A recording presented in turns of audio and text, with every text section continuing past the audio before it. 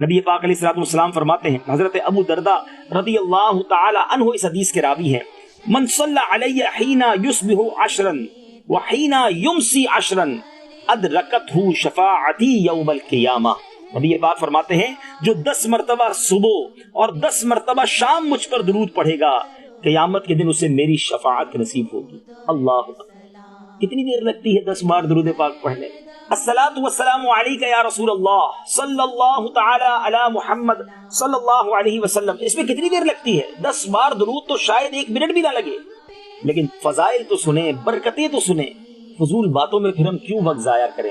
پھر کیوں نہ نبی پاک علیہ الصلوۃ والسلام پر درود اپنی زندگی کا زبردست معمول بنائیں۔ ایک اور جگہ نبی پاک صلی اللہ تعالی علیہ وسلم کا فرمان سنیے، آقا فرماتے ہیں اے لوگوں، قیامت کے دن اس کی ہولناکیوں اور اس کی تلخیوں سے تمہیں سب سے زیادہ بچانے والا عمل دنیا میں تمہارا مجھ پر کثرت سے درود پڑھنا ہے۔ یہ وظیفہ اللہ عز و جل اور اس کے فرشتوں کی طرف سے کافی ہے۔ اللہ اللہ! ایک اور خوبصورت حدیث سنیے، آقا فرماتے تم میں سے جو مجھ پر کثرت سے درود پڑھے گا، جنت میں اسے سب سے زیادہ بیویاں عطا کی جائیں گی۔ یعنی کون کون سی نعمت ہے، کون کون سی کرم نوازی ہے جو درود پاک کی برکت سے نہیں ملے گی؟ سب کچھ ملے گا اگر آپ درود پڑھنے کے عادی بن جائیں۔ مجھے سید اعلیٰ حضرت کا وہ خوبصورت شعر یاد آ رہا ہے۔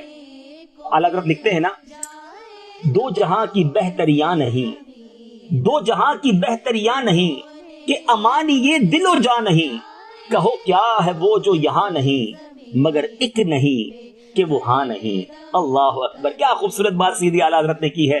سب ملتا ہے، منع نہیں ہوتا، نہیں ملتا، نہیں سنتا ہی نہیں، مانگنے والا تیرا۔ درود پڑھتے جائیں، جو مانگے ملے گا۔ درود پڑھتے جائیں، دنیا میں بھی خیر ملے گی اور آخرت میں بھی۔ بہت سارے ناظرین مجھے سن رہے ہوں گے، حاجتیں ہوتی ہیں، ہماری ڈیزائرز ہوتی ہیں، ہماری تمنائیں ہوتی ہیں۔ آج میں بڑی پیاری حدیث سنانے جا رہا ہوں۔ آپ کے دل میں جو تمنائیں ہیں نا وہ پوری ہو سکتی ہیں، آپ کی حاجتیں پوری ہو سکتی ہیں۔ رسول اللہ صلی اللہ تعالی علیہ وسلم نے ارشاد فرمایا، من صلی علی فی یوم 100 مرۃ قضى اللہ له 100 حاجۃ 70 منها لآخرتہ و30 منها لدنیا۔ آقا فرماتے ہیں جس نے روزانہ مجھ پر 100 مرتبہ درود بھیجا، اللہ عز و جل اس کی 100 حاجات پوری فرمائے گا۔ 100 درود پاک، 100 حاجتیں پوری ہوں گی، اور فرمایا ان میں 70 آخرت کی اور 30 دنیا کی حاجات ہوں گی۔ اے میرے میٹھے اسلامی بھائیوں، ذرا غور کیجیے، 100 درود پاک پڑھ کر ہم 100 حاجتوں کو پورا کر سکتے ہیں انشاءاللہ۔ رب بڑا کریم ہے، آپ چاہتے ہیں آپ کی دعائیں قبول ہوں، آپ چاہتے ہیں آپ کی حاجتیں قبول ہوں، آسان ہو جائے۔